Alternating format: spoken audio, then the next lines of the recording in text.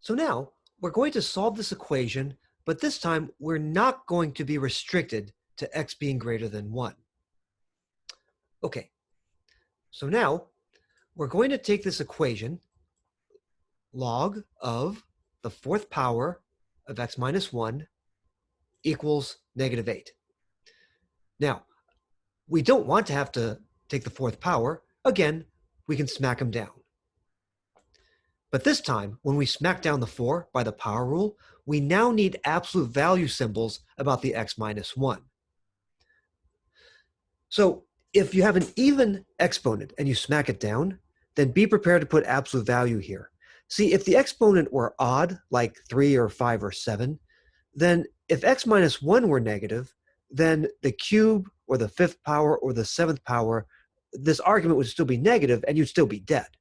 Whereas it's possible that x minus 1 itself could be negative, but if you take the fourth power, you could flip the sign of the argument to be positive. So if you smack down an even exponent, then you have to recognize that, hey, x minus 1 could actually still be negative. Because when you take the fourth power of a negative, the result here for the argument is positive. So here we have absolute value. Again, if this were odd, you would not put absolute value. When you're dead, you're dead. If that's negative, you're dead. Okay, and then from here, you divide both sides by 4. Remember, it's a common log, so we assume it's base 10. The zigzag, 10 to the negative 2, equals this absolute value thing. All right, switch it around. We get that. 10 to the negative 2 is 1/100th, or 0.01. Now, when can the absolute value of star, this x minus 1 guy, equal 0.01? Well, star itself, the x minus 1, could be positive 0.01, or star itself could be negative 0.01. In both cases, you add 1 to both sides. Here, we get x equals 1.01. If you plug that in, that will check out.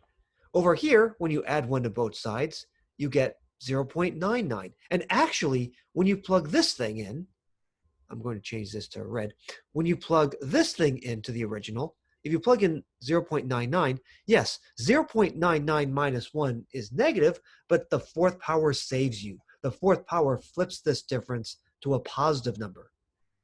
The fourth power of a negative number is positive. And it turns out that 0.99 will work, and it will be a solution. So both the 1.01 and the 0.99 will be solutions. By the way, you don't have to put the solutions in order. Sets are unordered. This is the solution set. All right, next, we're going to look at cases where you're dealing with 2 or maybe more logs. Okay, until next time.